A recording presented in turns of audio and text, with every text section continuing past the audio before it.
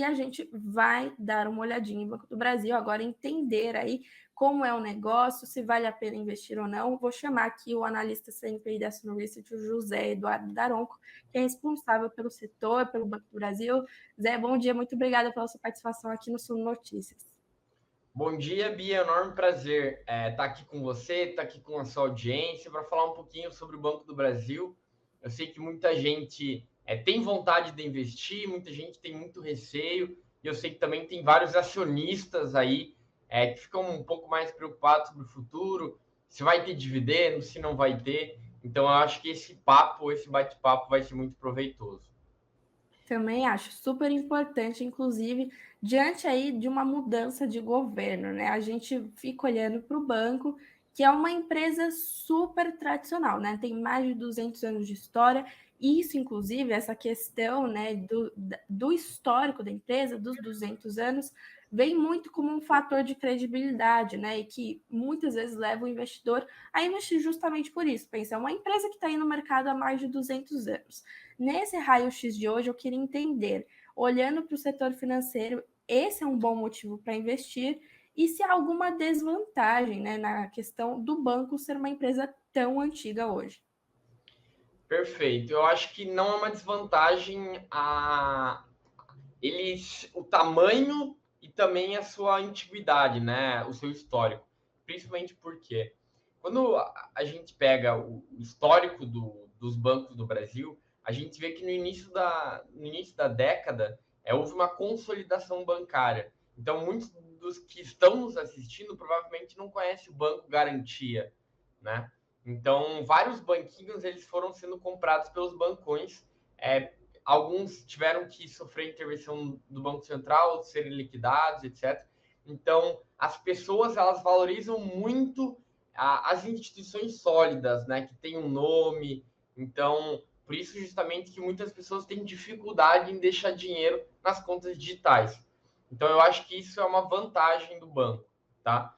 Então, só queria dar um passo atrás, que eu acho que é muito importante, porque às vezes, quando a gente está analisando bancos, a gente coloca o Banco do Brasil no mesmo cesto com os demais e a gente esquece de analisar as especificidades de cada um.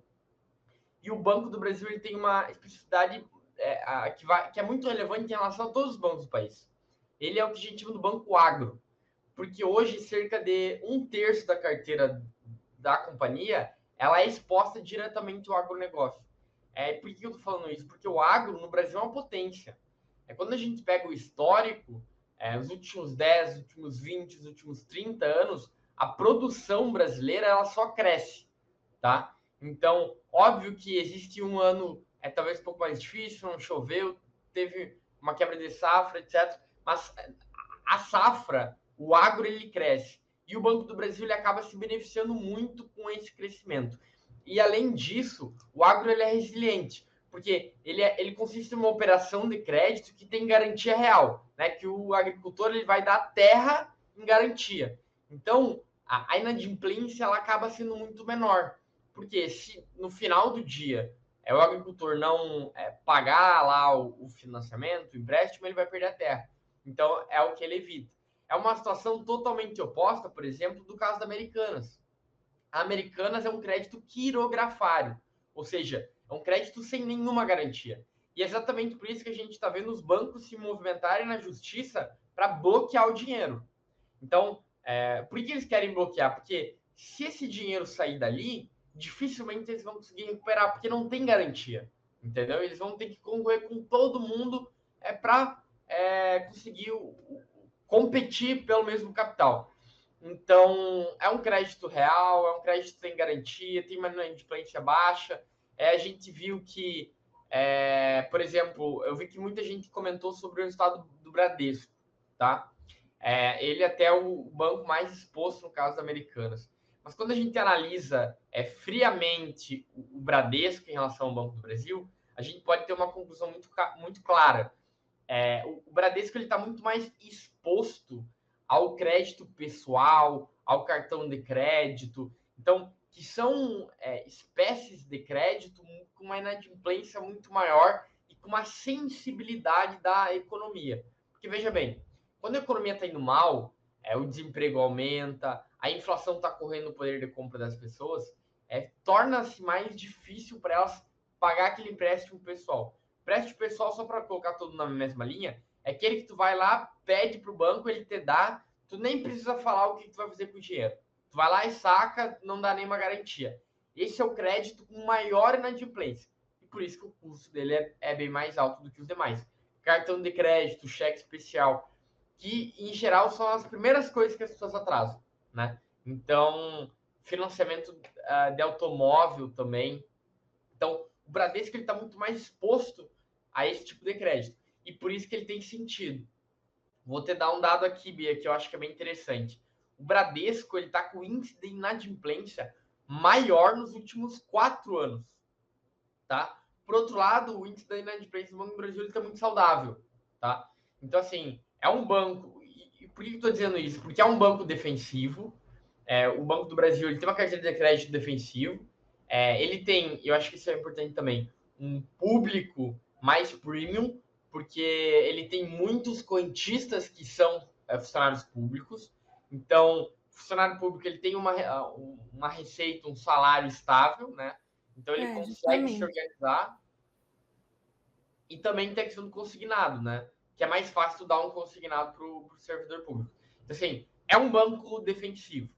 Então, quando o cenário está mal, a gente está vendo uma inflação alta, juros altos, etc., o Banco do Brasil ele acaba performando melhor.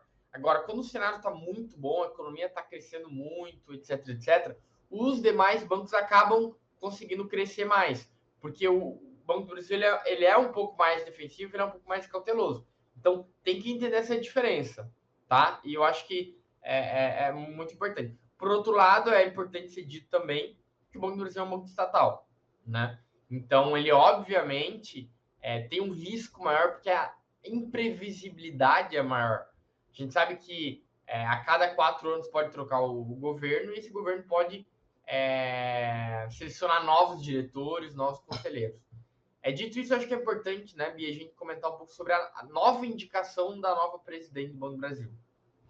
Muita Ótimo. gente tinha muito receio em relação à indicação, muito medo, o que vai acontecer com o Banco do Brasil, etc.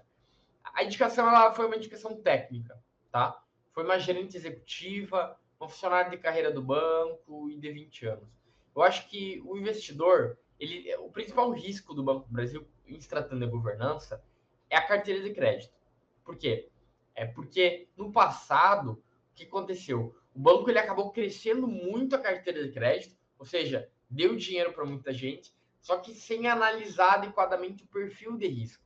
Então a inadimplência começou a subir muito e o resultado foi muito impactado, a rentabilidade foi muito machucada. Então, esse é o ponto que dê atenção.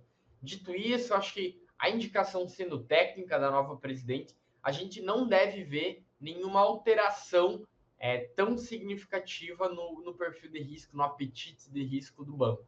Então, eu acho que para aqueles que estavam muito preocupados, estavam nervosos, eu acho que é um alento no coração, para dormir tranquilo. Acho que tem que entender o risco, tem que dosar na carteira, mas eu posso dizer que o risco ele diminuiu sim, tá? Maravilha. Eu queria até te perguntar sobre a indicação, né? E agora a posse da Tarciana Medeiros. Você acha, então, que a gestão não deve mudar muito? Eu acho que a política não deve mudar muito, tá? Então, o Banco do Brasil ele vem crescendo bastante. Até trago um dado aqui para mais de 200 pessoas que estão nos assistindo. O Banco do Brasil, no último trimestre, se tornou o banco mais rentável do país. Olha Então, assim, só. poucas vezes na história, ou acredito eu que nenhuma, a gente viu um banco público ser tão rentável como o Banco do Brasil hoje, tá? Então, é algo momentâneo, eu acho que o lucro do quarto tri ainda deve vir muito bom. A BB Seguridade, a parte de seguros, tem tido um resultado recorde. Eu até adianto aqui que a minha expectativa agora em fevereiro, quando ela divulgar o resultado do quarto trimestre, é um anúncio de dividendo forte, tá? Tanto para acionistas do Banco do Brasil quanto para acionistas da BB Seguridade. Se você é acionista, se prepare que o dividendo vai vir mais gordinho. o Papai Noel deixou um presentinho lá no banco e o banco vai distribuir aí o presente do Natal agora no próximo mês. Então, eu acho que a política não deve mudar tanto, tá, Bia? Legal, bom saber. Eu queria até emendar, né, nessa questão da empresa ser estatal. Nos últimos anos, ela foi muito impactada por isso, né? E você acha que agora, para os próximos 4 anos, pelo menos, deve haver algum impacto aí pela questão de ser estatal que possa mexer com a filosofia aí do banco? Eu acho que assim, Bia, em primeiro lugar, é preciso afirmar que isso é sempre um risco, tá? Então, da mesma forma, quando você investe em Vale, tem um risco lá das barragens. Quando você investe em uma estatal, tem um risco do governo. Tem um risco do governo acordar num dia e falar lá uma bobagem, e as ações caírem. Isso é volatilidade, né? Existe o risco do governo acordar num dia, num discurso, mudar o tom, etc, etc. Esse risco ele existe, tá? Agora, quando a gente analisa friamente, uma análise racional, numa análise sem ideologia, uma análise estritamente sobre os fundamentos do banco, eles permanecem sólidos e a gente não tem nenhum indicativo que deve haver uma mudança significativa do banco. O banco tem evoluído muito, principalmente na área digital, tá? Inclusive, acho que é até interessante que o Banco do Brasil hoje é um dos benchmark no sentido de investimento em tecnologia. Então, não à toa a companhia tem obtido resultados recordes, tá? Então, tem algumas limitações, um fato. Então, principalmente para captar jovens, mas eles têm investido em marketing. Se vocês procurarem, vão ver algumas propagandas do próprio banco para jovens, adolescentes, dando o cartão universitário, etc. Então, assim, eu acho que no valuation atual, o banco oferece muito desaforo, tá? Então, eu diria, em outras palavras, que o valuation atual já reflete esse risco maior por ser estatal. Não à toa, o banco está negociando hoje a irrisórios 4 vezes lucro, tá? Então, hoje, só um número aqui, o Claro. banco ele paga em torno de 40% do lucro em dividendo, tá? Se o banco acordar e falar assim, não, eu vou distribuir todo o meu lucro para o acionista, o dividend yield seria superior a 20%. Bastante. Superaria a Petrobras. A Petrobras no ano passado foi um dividend yield de 60%, né? Ah, né? Então, mas não vai se repetir, Difícil. tá? O yield da Petrobras vai cair, Sim. mas sim, 20% estaria, sem nenhuma dúvida, um dos maiores yields da Bolsa, tá? Sim. Eu queria até trazer essa. Há muita comparação, né, com Petrobras, pelos dois serem estatais e tal. E eu queria entender a sua visão, né? Se para os próximos 4 anos, meio que o objetivo do Banco do Brasil vai mudar. É porque hoje a gente vê como uma instituição resiliente, forte, sólida tal. Mas agora, com o novo governo, um governo de esquerda, do PT, um terceiro mandato de Lula, o banco deve adotar uma postura mais de apoio ao governo, como, como um apoio mesmo, um braço direito do governo, ou ele pode adotar um caráter como a gente vê mais adotado pela Petrobras, que meio que vem para servir os acionistas, que é algo que o governo queria mudar um pouco também. Uma boa pergunta. Eu acho que, como eu falei no início, eu não vejo muita mudança, tá? Assim, o banco, ele é igual uma empresa, é igual uma pessoa, né? Um organismo vivo. No sentido de que cada pessoa, ela tem uma aptidão, né? Algo que ela é bom e algo que ela consiga se destacar. Então, a pessoa pode ser boa na oratória, pode ser boa numa escrita, pode ser boa na leitura, em algo nesse sentido. Quando a gente pega os bancos, cada banco tem uma aptidão. Inclusive, ó, por exemplo, a Luísa, ela até comentou, gosto de investir no Banco do Brasil, ou seja, gosto como investidora, mas como cliente não gosto porque ela não oferece boas rentabilidades nas aplicações. Não é uma aptidão do banco o investimento, por exemplo. Por isso que quando a gente pega a gestora asset do banco, que tem mais de R$ 1 trilhão sob gestão, ela fez uma parceria com o Banco Internacional, o BS. Então, não é uma aptidão do banco crescer no investimento. Então, ele fez uma parceria. Só que é uma aptidão do banco negociar com o agro, por exemplo. Dificilmente a gente vai ver o Bradesco, o Itaú, o Santander com uma exposição tão relevante quanto o Banco do Brasil. Porque eles não têm essa aptidão. Eles teriam que desenvolver essa aptidão. Por outro lado, dificilmente a gente vai ver o Banco do Brasil com uma aptidão do Nubank, por exemplo, sendo ágil, sendo assim, com uma agilidade, com uma tecnologia, etc. Então, são aptidões. E eu não acho que a nova presidente consiga mudar. É um transatlântico, né? É um transatlântico que tu vai tendo que pilotar ele e as mudanças, elas vão sendo bem graduais, tá? Então, não acredito que vai sofrer grandes mudanças. O investidor ele tem que estar ciente, ele tem que dosar a participação das estatais no seu portfólio, mas tem muita coisa boa e muito barata, tá, Bia? Eu acho que é o investidor de longo prazo, o investidor que tem uma visão mais de longo prazo, de ter um retorno, consegue conviver, dormir tranquilo com essa volatilidade, tem muita oportunidade que eu não vi há alguns anos, tá? Então, eu acho que o investidor tem que olhar com esses olhos. Maravilha. Eu queria entender, também aproveitando essa questão da gente falar que o banco é estatal, você comentou que os dividendos estão positivos, que agora, com a nova presidente, a política dele não deve mudar muito, mas temos sempre o risco político. Só para a gente entender, para a nossa audiência entender, saber qual é o grau de medo que tem que ter, né?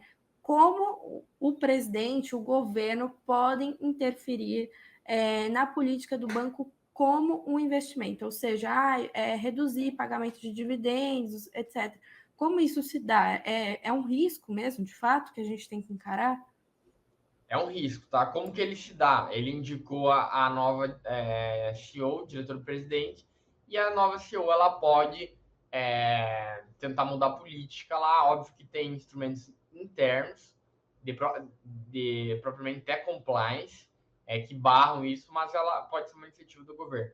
Isso é de fato um risco. Então, o maior risco da intervenção no caso do Banco do Brasil é exatamente a política de crédito, tá? Cada banco tem uma política de crédito. Ou seja, qual que é o meu apetite de crédito? Como que eu quero aumentar minha carteira? Para quem que eu quero aumentar minha carteira? Qual o público-alvo da minha carteira de crédito?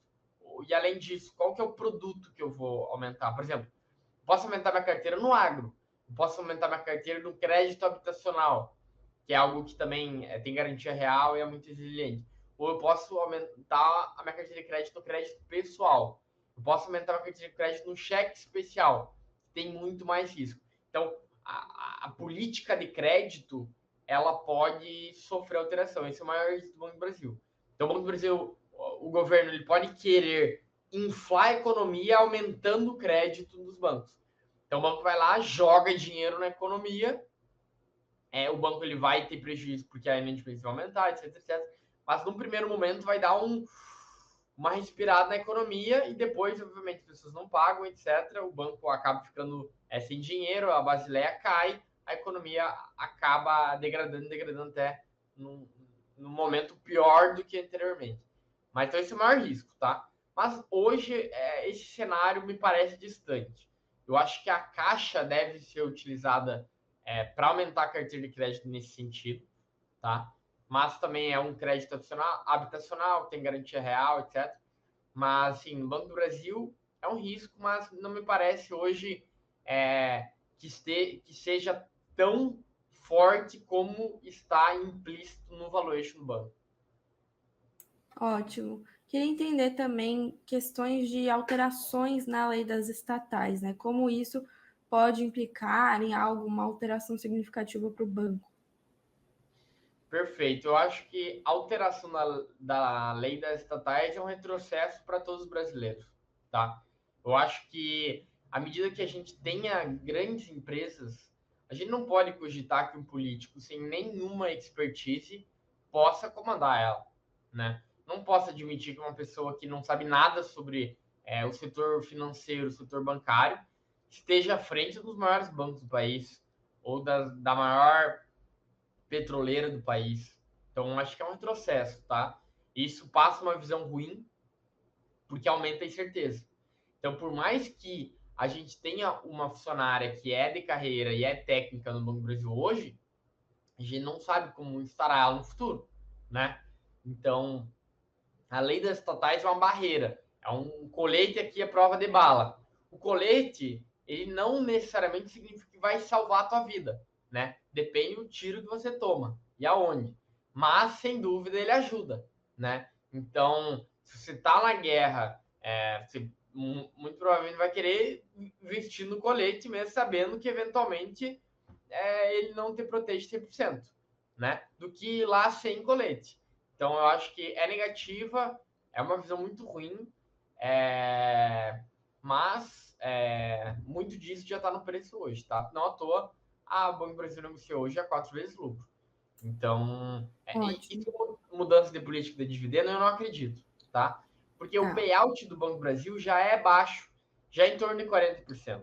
O banco está com uma basileia alta, ou seja, tem dinheiro para continuar expandindo a carteira de crédito, é um banco lucrativo. Então, assim, eu acho que mudar a política que já vem há muitos anos não me parece que vai ser o caminho que a nova diretoria vai tomar. Ótimo, bom saber disso. E por fim, né, eu queria trazer sua visão da casa aqui sobre se vale a pena investir em Petrobras, não, em Banco do Brasil, se vale investir e o que o investidor tem que saber antes de investir. Quais são os pontos aí que vocês listam, né?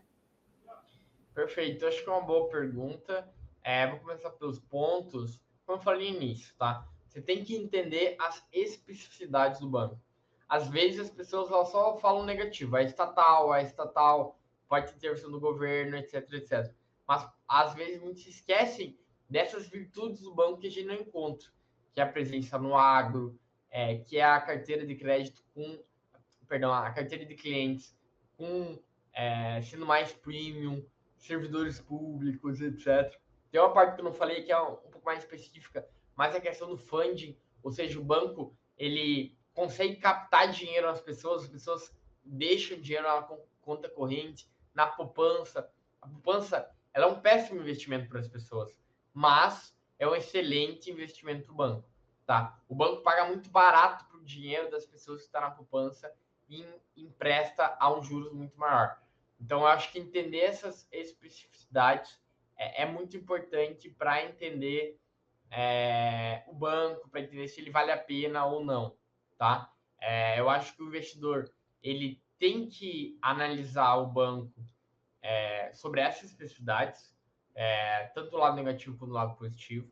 Analisar também o preço, tá? Porque às vezes a gente fala que é mais arriscado, é estatal, pode ter intervenção. Mas a grande pergunta é quanto disso não está no preço, né? O banco hoje ele tem um dividend yield próximo de 10%. Então, assim, é 10% de um lucro pagando 40% do lucro. Se ele distribuir se distribuir todo o lucro, isso dá um dividend yield de 21, 22%. Então, assim, e é 21, 22% para o resto da vida, né? Não é esse ano que teve um lucro maior, etc. Então assim, é um banco, é consistente, a gente sabe que aqui no Brasil é um país volátil e quem ganha dinheiro sempre são os bancos. Então, eu levaria isso em consideração, analisaria os riscos, o tamanho da posição, mas consideraria esse valuation atrativo de irrisórios 4 vezes lucro, tá, Bia? Eu tenho um recadinho para vocês. Deixa eu tirar aqui na tela. É um recadinho importante. Vocês sabem que está rolando semana aqui desafio da renda extra aqui na Suno, né? A gente tem todos os anos, é uma semana super legal para desafiar aí vocês investidores a conseguirem um dinheirinho extra aí no bolso de vocês logo no início do ano. E a Suno liberou mais um conteúdo que faz parte aí desse desafio, é o segundo passo da semana desafio de renda extra. É um conteúdo gratuito para te ajudar a começar a investir e ganhar um dinheiro a mais. Se você já investe, baixa mesmo assim, porque dinheiro a mais quem não quer, não é, pessoal? Bom, tá aqui, é um e-book, ficou disponível até amanhã, tá aqui na descrição.